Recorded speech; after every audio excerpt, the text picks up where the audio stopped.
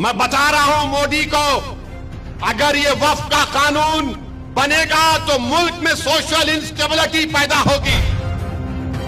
हम एक मस्जिद को खो चुके हैं मोदी, अब कोई मस्जिद कब्रिस्तान को नहीं खोएंगे। आप विकसित भारत बोलते, ये विकसित भारत है।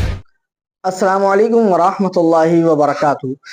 मोहतरम नाज़रीन, आज की एक नई अपडेट वक्फ बिल के ताल्लुक से ये है कि जैसे कि आपको मालूम है, इस वक्त पूरे हिंदुस्तान के अंदर एक ही शख्स जो है जो मुसलमानों के लिए आवाज़ उठाता है, वो कोई और नहीं, वो जनाब असदुद्दीन ओवैसी साहब हैं, जो मुसलमानों की हिमायत के लिए संसद के अंदर और दीगर जो भी बिल पास होते हैं सबसे ज़्यादा आवाज़ उठाने वाले जनाब असदुद्दीन ओवैसी साहब हैं। अभी 2-3 रोज़ कबल तेलंगाना के अंदर एक बहुत बड़ा इज्तिमा हुआ, बहुत बड़ा इजलास हुआ।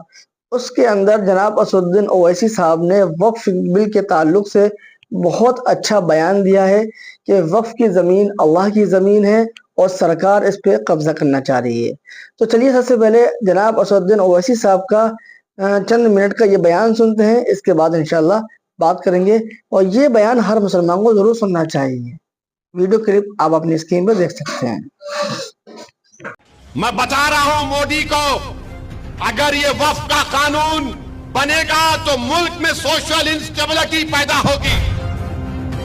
हम एक मस्जिद को खो चुके हैं मोदी, अब कोई मस्जिद कब्रिस्तान को नहीं खोएंगे। आप विकसित भारत बोलते, ये विकसित भारत है। गुजरात में सोमनाथ में 1200 साल पुरानी दरगाह थी। कितने पुरानी? 1200 साल पुरानी दरगाह। जूनागढ़ के नवाब ने 1947 में ये गवर्नमेंट के डॉक्यूमेंट में लिखाया कि क्योंकि नवाब थे, उन्हें कहा कि मेरे हुकूमत की प्रॉपर्टी है मगर कब्रिस्तान और दरगाह है। मुल्क आजाद हुआ, वो हाकिम नहीं रहे, गवर्नमेंट ऑफ गुजरात आ गई, वो रिफ्लेक्ट हुआ, मगर वक्त बाय यूजर था कब्रिस्तान और दरगाह। 47 में एंट्री हुई। सितंबर 2024 में मोदी ने कहा अब तुम नोटिस दो दरगाह वालों को कि वो जो 75 साल पहले जो एंट्री हुई थी वो गलत है, ये गवर्नमेंट की प्रॉपर्टी है। दरगाह के लोग परेशान, बोले कागज लाओ, वो बोले टाइम दो। कलेक्टर बोला नो टाइम। वक्फ ट्राइब्यूनल को गए, ट्राइब्यूनल के पास गुजरात की बीजेपी की सरकार जाके बोली हमको टाइम दो, हम फुला तारीख को आएंगे।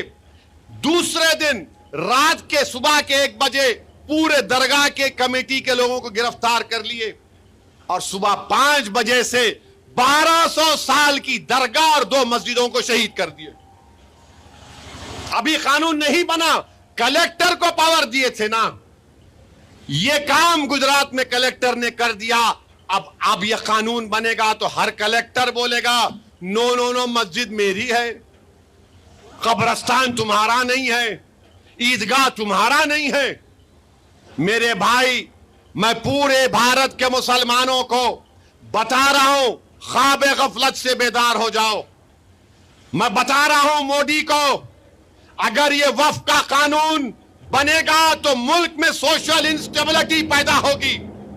हम भारत को 1980 और 1990 के दहे में लेकर जाएंगे। हम एक मस्जिद को खो चुके हैं मोदी, अब कोई मस्जिद कब्रिस्तान को नहीं खोएंगे।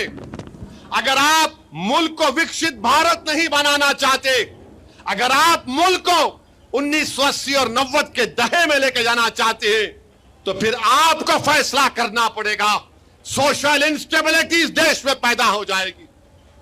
अगर कल को आकर बोलेगा ये शिवा रेड्डी पेट की मस्जिद को मैं तोड़ दूंगा, तो क्या का नौजवान चूड़ियां पहन के बैठ जाएगा? कि यहां के बुजुर्ग बोलेंगे कि मैं ज़ईफ हो गया, अब मैं कुछ नहीं करूंगा। बुढ़ा भी बोलेगा मरना है तो मस्जिद की हिफाजत करके मरूंगा। नौजवान भी बोलेगा जवानी मस्जिद पे कुर्बान, मैं भी कुर्बान। मेरे अजीज दोस्तों और बुजुर्गों, मेरे अजीज दोस्तों और बुजुर्गों, ये कानून मोदी बनाना चाहते हैं। बताओ आप कितना जुल्म निफरत इन लोगों में मुसलमानों के ताल्लुक से है। क्यों बना रहे कानून आप? नहीं, वक्फ को अच्छा करने बना रहे। कौन सा अच्छा कर रहे आप? गवर्नमेंट, कलेक्टर को पावर, वक्फ बाय यूजर गायब, रेट्रोस्पेक्टिव रजिस्ट्रेशन, ट्राइब्यूनल गायब, लिमिटेशन एक्ट अप्लाई होगा, इवैक्यू प्रॉपर्टी खत्म, को क्या बचेगा फिर? खाली कागज पे लिखा होगा वक्फ बोर्ड। मालिक कौन होंगे? मोदी होंगे। हम वक्फ क्यों करते हैं? अल्लाह के लिए करते हैं। एक बार अगर कोई वक्फ कर दिया, उसका मालिक अल्लाह होता है। अब मोदी बोल रहे मालिक अल्लाह नहीं रह सकता है, मालिक मैं बन जाऊंगा। मोदी जी, मुल्क में सोशल इंस्टेबिलिटी ना पैदा हो जाए। आप विकसित भारत बोलते, ये विकसित भारत है? 17 करोड़ मुसलमानों से मस्जिदों को छीनना चाहते हैं आप। आपको मालूम कि ख्वाजा हिंद अल वली, गरीब नवाज, सुल्तान हिंद के दरगाह के ऊपर केस पड़ गया और बोला गया कि वो जो दरवाजा है वहां पर एक मंदिर थी, इसका सर्वे कराया जाए। अब अगर ये कानून बनेगा तो कलेक्टर बोलेगा यस, ये वक्फ की प्रॉपर्टी नहीं है। आप बताओ, ये केस बढ़ चुका है। आगरा की जामा मस्जिद है, सीढ़ियों पे बोलते नहीं, यहां पर नीचे कुछ और था। यह भी हो रहा है। मेरे अजीज दोस्तों और बुजुर्गों, नौजवानों, अगर आज हम बेदार नहीं होंगे, अगर हम ऐसा ही लड़ते रहेंगे एक दूसरे से, याद रखो फलस्तीन का मसला, ये वक्फ कानून का मसला, ये सिर्फ देवबंदी, बरेलवी, सूफी, अहले हदीस या शियाओं का मसला नहीं है, ये हमारी शनाख्त का मसला है। तो बेदार हो जाओ, अपने इत्तेहाद।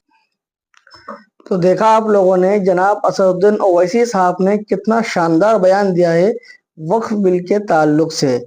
लिहाजा वक्फ की ज़मीन वो ज़मीन है जिस पर हमारी मस्जिदें, हमारे मदारिस, हमारे कब्रिस्तान, हमारे मकातिब, तमाम की तमाम चीज़ें बनी हुई हैं। और सुप्रीम कोर्ट में इसके खिलाफ बिल भी पेश किया गया कि इन ज़मीनों के खिलाफ कार्रवाई की जाए और ये ज़मीनों पर कब्जा किया जाए।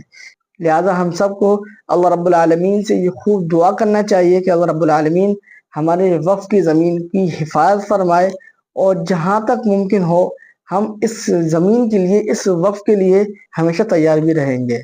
मिलते हैं किसी नई अपडेट के साथ। अस्सलामु अलैकुम वरहमतुल्लाहि वबरकातुहू।